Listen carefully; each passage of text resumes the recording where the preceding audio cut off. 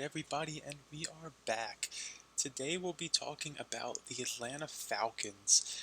Now, just to give a little bit of a preface with the Atlanta Falcons, I thought I would give just a little bit of their playoff history here. So it shows over the last 5 seasons they have failed to make the playoffs, not since 2017 when they defeated the Los Angeles Rams in the wild card round, only to lose to the Philadelphia Eagles and Nick Foles en route to their Super Bowl victory in 2017. Since then, they've consistently had a losing record, going 7-9, followed by 7-9, down to just 4-12 in 2020, before now in the 17-game season going 7-10 and 7-10.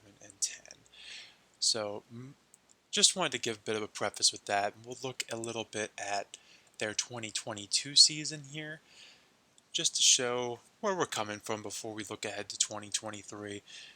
Of course, being coached by Arthur Smith last year, record of 7-10, and their offense actually ended up ranking 15th in points for in the league. So they're actually slightly above average, which was a bit of a surprise for me, although they were 24th in terms of total yardage on offense. So perhaps starting with some shorter fields and just being able to punch the ball in. Although the defensive statistics here really weren't surprising to me.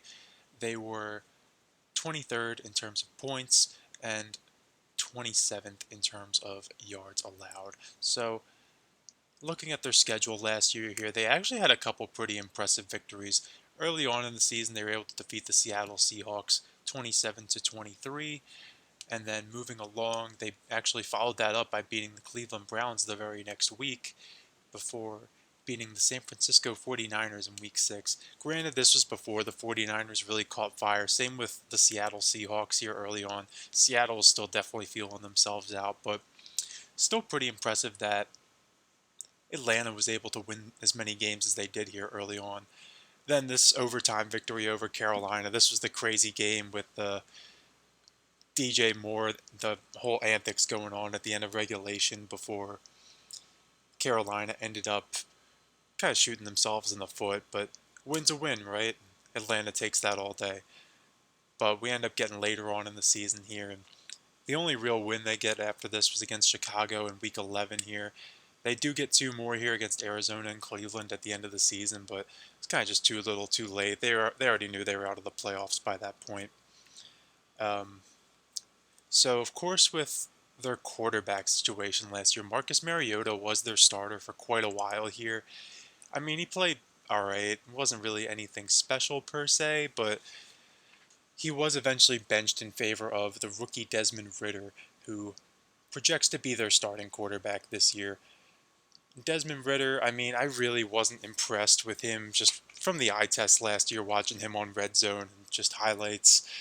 He did have 2 touchdowns to no interceptions here, which actually came to my surprise that Desmond Ridder didn't throw a single interception, but just interesting to note. So we'll see how he looks going into 2023. We'll definitely break down the entire Falcons roster here in just a second for 2023.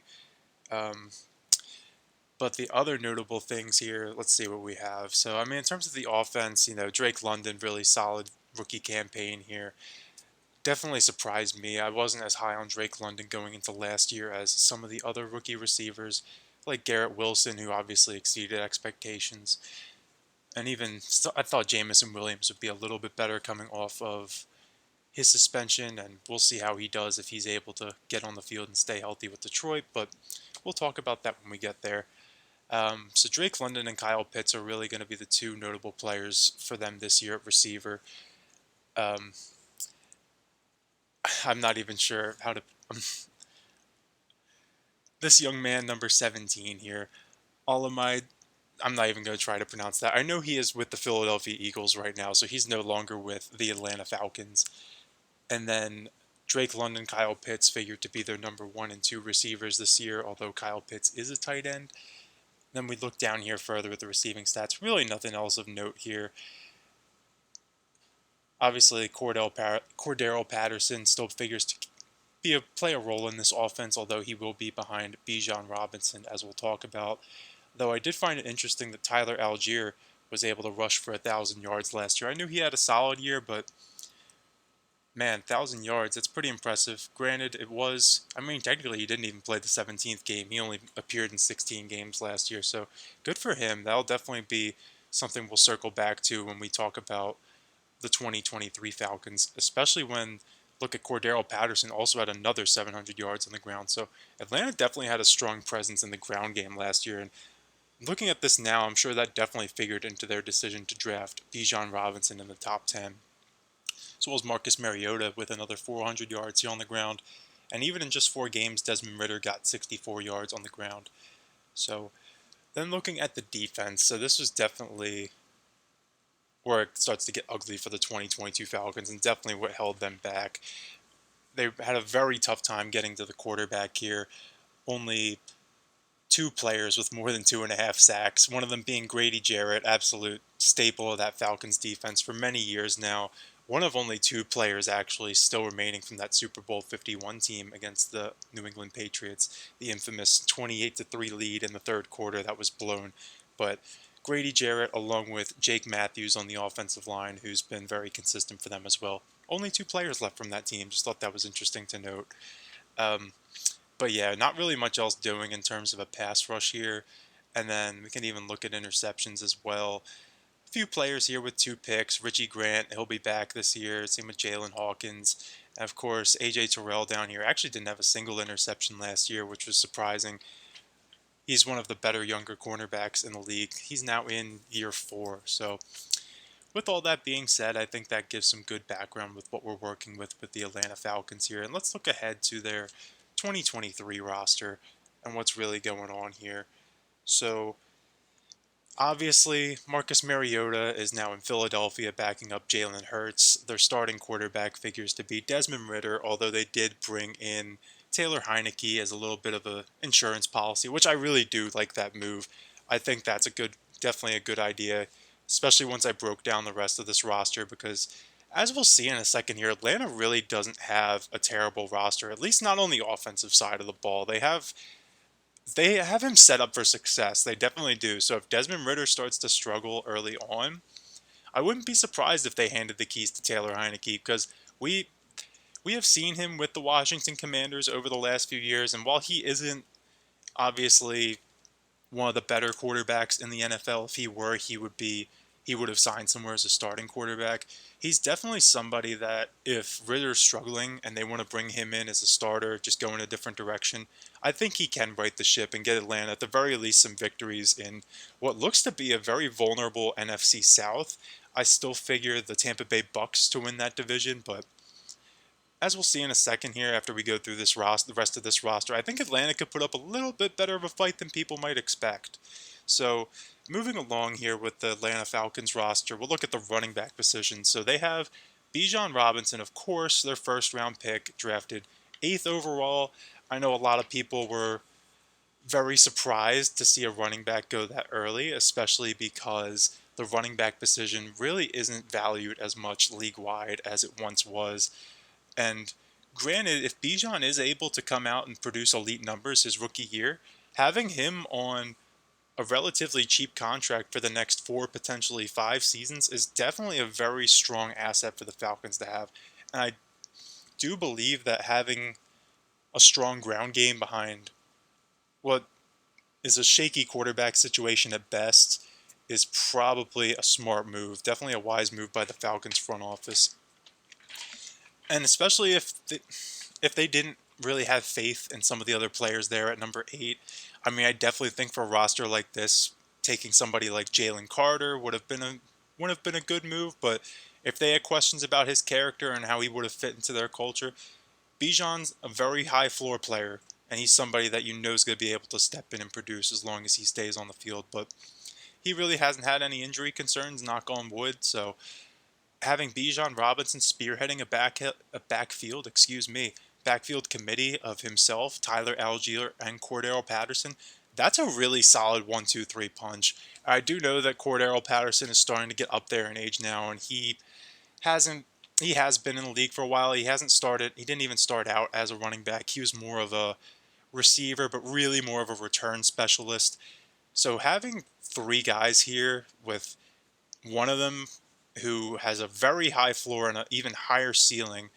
Bijan Robinson could very well be leading the league in rushing in the next season or two here. Paired with a guy who did rush for 1,000 yards last year in Tyler Algier and Cordero Patterson, who is always a big play threat. Absolutely love that for the Atlanta Falcons. I think their ground game is going to be very solid, especially when you look at this offensive line, which I guess we could jump right into that and then circle back to the receivers. So, as I mentioned earlier, Jake Matthews here at left tackle, definitely one of the more low-key, consistent left tackles in the National Football League. He's now entering year 10. So as you can see, he was drafted in 2014, so now entering his 10th season. He's absolutely a veteran, one of the leaders of this team, so you know you can depend on him. They also have Chris Lindstrom at right guard, who has been very solid for them since he's come into the league, and they actually just inked him to a large contract extension, which we'll look at the salary cap numbers for Atlanta too later on here, but he's definitely somebody they have faith in here. And they also have a couple quality, well, I guess I should mention their left guard first. Matt Bergeron, drafted out of Syracuse in the second round this season. He did play tackle at college when he was at Syracuse, but they already have Jake Matthews and they have Caleb McGarry, who was their second first round pick in 2019. They traded for back into the first round to select him there. Chris Lindstrom was their other first round pick that year, of course, but since they're already set at the tackle position, you know what? Matt Bergeron, if they didn't, he was always kind of, he's one of those many players where when they come into the National Football League in the draft and you're looking at the combine and the scouting reports, yes, if a team really needed him to, he could probably slot in as a left or right tackle to start right away. But the Falcons have the luxury of already having two guys at those positions, and they are already set at right guard with Chris Lindstrom. So being able to slot Matt Bergeron at left guard definitely helps solidify this unit as a whole. Then you have Drew Dalman at center here rounding it out, which, I mean, if you only have one, I'm not going to call him a weak link. That's not very nice, but I feel like they have much more confidence in these other four players here. So, and you even have Matt Hennessy at left as a backup guard and Jalen Mayfield, who were both drafted in the third round relatively recently. So, Atlanta, this is a strong, definitely one of the more underrated offensive line units in the NFL, I would say. I know a lot of people probably wouldn't think of the Falcons as having one of the best offensive lines in the NFL, but this could absolutely be a top 10 unit in the league this year. I don't really see any reason why that wouldn't be the case. And looking at the amount of talent they have in the backfield here, definitely sets Desmond Ridder up for success in terms of not asking him to have to do too much as the quarterback. And bouncing off of that, you want to give him more help. Look at what they have at receivers. So they obviously have Drake London as their number one receiver. He had a fantastic rookie season last year, and I think he's only going to build on that. Definitely an up and comer in the NFL. And of course, Kyle Pitts as their starting tight end, drafted in the top 5 in 2021.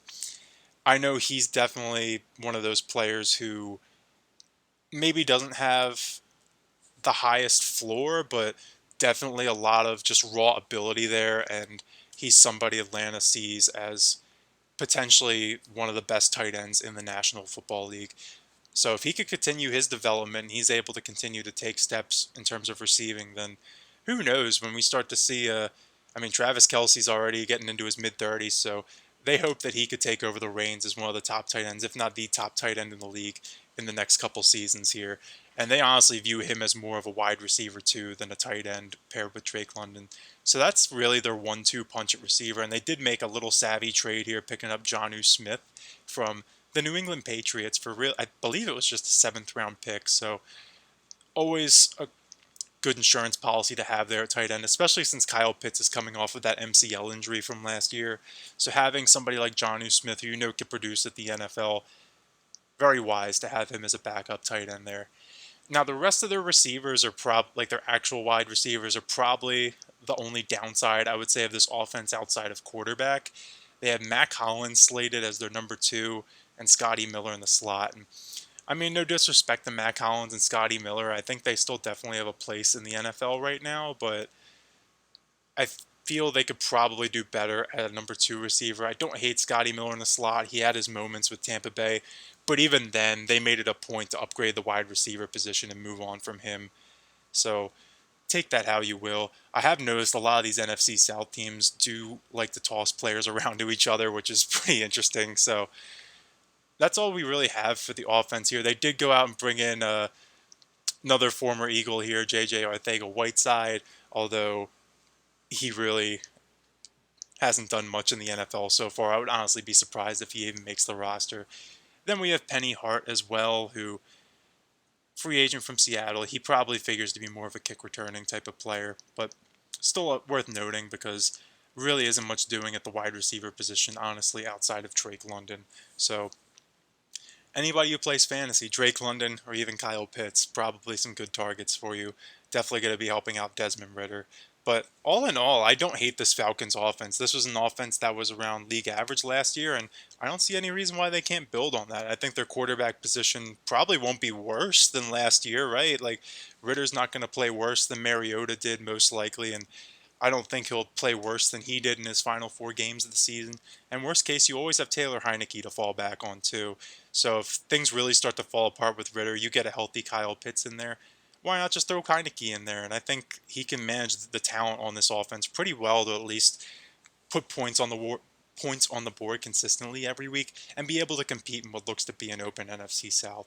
So now let's look at the Falcons defense here a little bit, and this is definitely the weaker unit. They brought in some talent this offseason, granted some veteran talent. Calais Campbell, who's now in his late 30s, he's been in the NFL, it feels like forever now, but they have him hanging around still. They brought in David Onyemata from the New Orleans Saints. Like I said, these NFC South teams love just passing their players around to each other.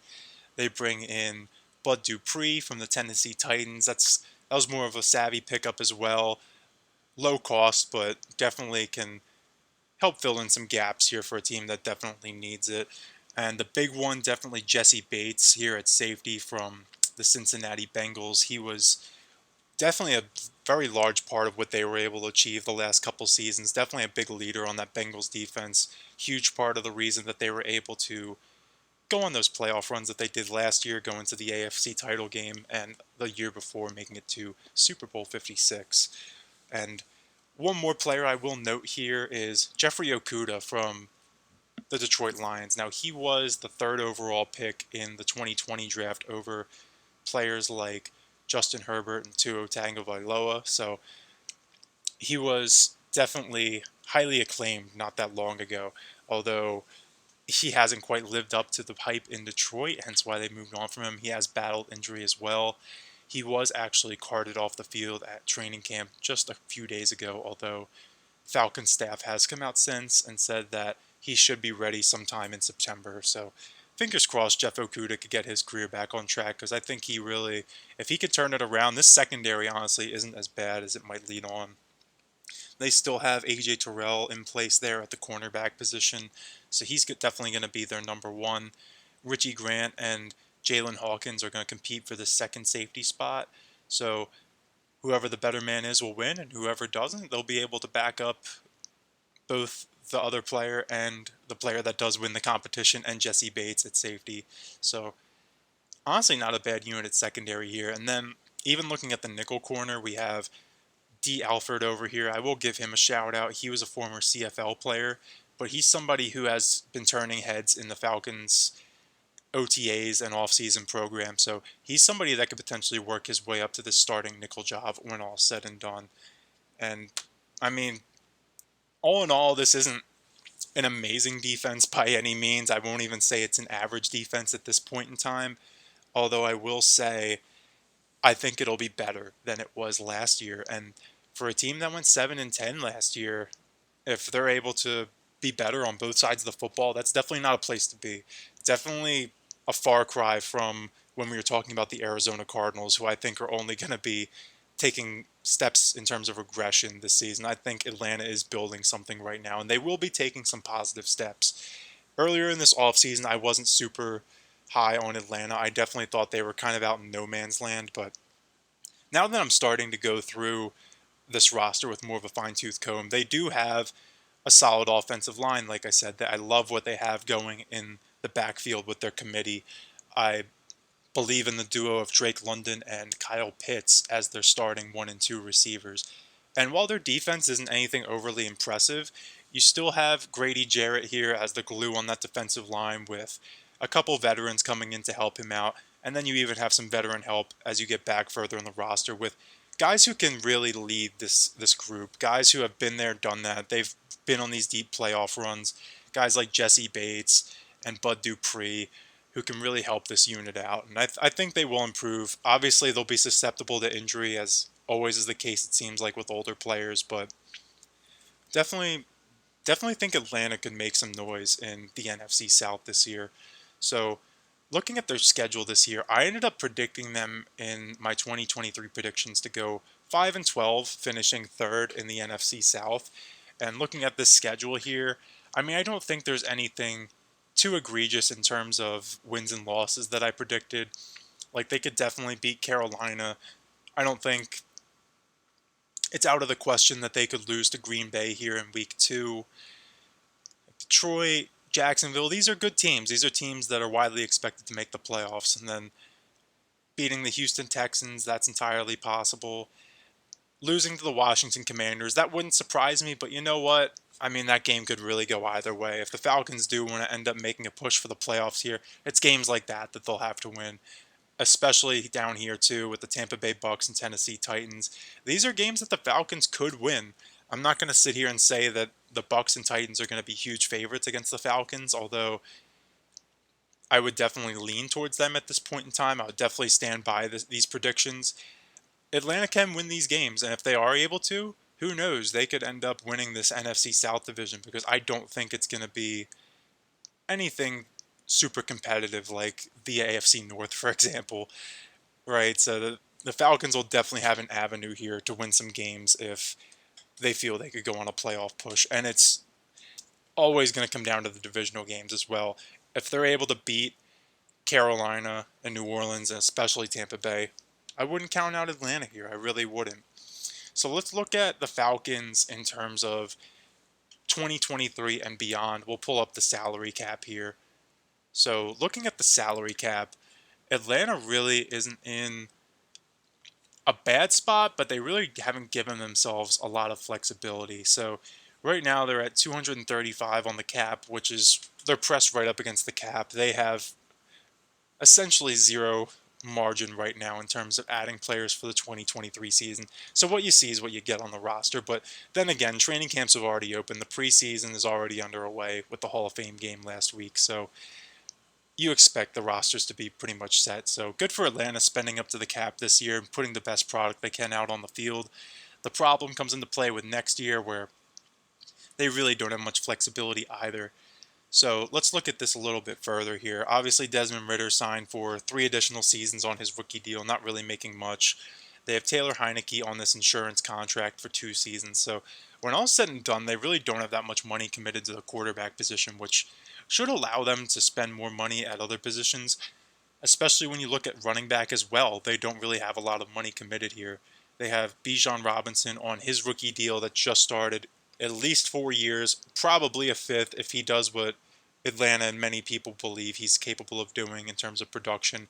And even Tyler Algier, their 1,000-yard rusher last year, he signed for another 3 seasons at right around $1 million a season. So not really spending a lot of money at the running back position either. You like to see this because it gives Atlanta a lot of flexibility in terms of being able to round out that roster, especially with a defense like they have that could certainly use some improvement. Looking at the wide receiver room, really not a lot of money committed here either. Drake London on his rookie deal for at least another 3 years, likely a 4th. They pick up that 5th-year option. Then just a bunch of guys here on 1-year deals, essentially. And like I said, I don't even know if some of these guys, I don't know if J.J. Arcega-Whiteside's going to make the roster. We'll see if Hodge makes the roster. I think Scotty Miller, Matt Collins will probably hang on. Like I said earlier, Penny Hart should have a role on special teams.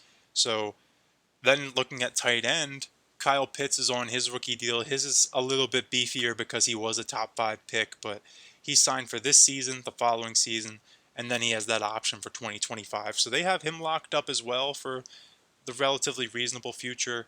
And Jonnu Smith, he was given a relatively large contract for his production by the New England Patriots, although he is only signed for another 2 seasons, $6 million this year and another 9 the following season. Now we get to the offensive line, which is really where a lot of the investment starts to come in. Jake Matthews, of course, signed for another 4 seasons, right around $20 million. Well, it looks like this was an extension here, so he has 1 year left at $28 million, and then a 3-year extension, it looks like, at $19.4 million a season. Now with Chris Lindstrom, he also just inked an extension, so he is locked up for quite a bit of time here. I believe this is just a 4-year extension here. I don't believe this goes beyond the 2027 season. Even then, absolutely fantastic. You can have 2 of your staples on the offensive line locked up for that long a period of time. And then their other tackle, Caleb McGarry, he has a 2-year extension, it looks like, here as well, that keeps him in Atlanta through the 2025 season. So not as much of a vote of confidence as they have in Chris Lindstrom, but Chris Lindstrom has been a better player for them, so you completely understand that. But they're able to maintain this unit. They have Matt Bergeron now on a rookie deal as well for another 4 seasons, second-round pick. So I'd say really those are probably the 4 players who are going to be holding down this offensive line for the foreseeable future. Then you even have a guy like Matt Hennessy who could potentially step in at center if they need to, or play backup guard. Definitely like what Atlanta's done on their offensive line here. Moving on to defense, definitely see some more money being spent here with them adding in some veterans this offseason. Obviously, Grady Jarrett, $20 million a season here for over the next 3 seasons. He may as well be their defensive captain. He's been an absolute staple for them on the defensive line for several seasons now. You know what you're getting with him. Money well spent there. David Onyemata, he was just signed as a veteran free agent this offseason, so understandably a large cap hit. Same with Calais Campbell, and Calais Campbell's an older player, so only a 1-year deal. He'll be freed up after this year, where that'll give them a little bit of relief. Then looking down at linebacker, not really too much going here. And you have Lorenzo Carter. He's been solid for them for another 2 seasons. A reasonable cap hit. Bud Dupree, not even $3 million a season. That's just good value for 1 year. And then Caden Ellis for another 3 seasons. Looks like this was a 2-year extension at $17 million total for 8.5 a season. And finally, we'll round it out with the secondary. Jesse Bates just got that massive contract this offseason in free agency, so see this is structured in a way where the cap hit goes up dramatically in year 2. That's definitely eating into a lot of that flexibility or lack thereof that we saw in 2024. And additionally, we had AJ Terrell down there at, excuse my computer, AJ Terrell down here, he signed for next year at his $12 million fully guaranteed 5th-year option. So going forward, definitely going to need for the 2024 offseason. Maybe they aren't being as aggressive in free agency like they were this year, but if AJ Terrell has another solid campaign, they'll definitely look to extend him. And I believe Kyle Pitts will also be eligible for an extension. So if he comes back into the fold this year and he's just as productive as he has been, maybe even takes a step forward, he'll be eligible for an extension in the 2024 offseason. That could keep him in Atlanta for 2026 and beyond. So definitely worth keeping an eye on that. And then you have Jeffrey Okudah, who is on the final year of his rookie deal. His option was not exercised, so definitely worth keeping an eye on with him as well. So if he doesn't perform this year, he might find himself out of Atlanta on his 3rd team by the time we get to 2024, if he even makes it through this year in Atlanta. Alright, and then to round out this video, we'll take a look at Atlanta's future draft picks. So the Atlanta Falcons do have their 2024 first-round pick. I believe they have all their draft picks, actually, besides their 7th-round pick that they traded to the Cleveland Browns. So really, there isn't too much going on here. They have a couple 6th-round picks they got and some minor trades here. But really, the only notable thing I wanted to include was this Calvin Ridley trade. So, of course, Calvin Ridley was a fantastic receiver for the Atlanta Falcons a few years back, but got himself into a bit of trouble with the forces that be in the NFL. a little bit of an ironic situation if you ask me, but that's just my opinion. Atlanta ends up moving him on to Jacksonville, where he is now probably going to be one of the key players on that Jaguars offense this year. Definitely somebody that is probably getting slept on a little bit just because he hasn't played in the league for a couple of years, but he was really fantastic for the Atlanta Falcons when he played for them. So let's look at some of these conditions here. So it would be a fourth round pick if Calvin Ridley gets reinstated from his suspension. It says here it's not, but Calvin Ridley has been reinstated into the NFL. So at the very least, the Falcons should be receiving a fourth round pick in 2024. It would become a 2023 pick if Calvin Ridley makes the Jaguars roster, which, as we're well into training camp now, into the preseason, it looks very likely that Calvin Ridley is going to make the Jaguars roster unless something just absolutely out of the blue happens. And then if he does sign an extension with the Jaguars beyond 2023, the Falcons would actually get a second round pick. So Atlanta's in a good situation here. Maybe not as good as Arizona, but they are in a good situation here where they could have a second round pick next season in addition to their own without really having any gaps in terms of their draft picks the rest of the way. So that's all I really wanted to say about the Atlanta Falcons. I do have them finishing 5-12, like I mentioned earlier, although I think this is more of a floor, honestly, in hindsight. And I think they could even end up winning this game against Arizona. I know that was the only win I gave the Arizona Cardinals, but looking at Atlanta's roster now, maybe they do win that game. I definitely stand by my prediction that this game probably ends up being a shootout, but I think 5 wins is probably a floor for Atlanta. I think they could definitely climb back up to 7 that they were at last year, and they can maybe even take that a step further. And if this division ends up being wide open down the stretch, I would not count Atlanta out by any stretch of the imagination. So if you're a Falcons fan, love to know how you're feeling this season. Are you optimistic? Are you pessimistic? You feeling good about Desmond Ridder? Because I'm certainly not. But I love a lot of the rest of Atlanta's roster here. Definitely love their offensive line. Love what they've done in the backfield. And honestly, this is a team I'm excited to watch this year. I'm interested to see how they look on Sundays. So let me know what you think down below, and have a nice rest of your day, everybody.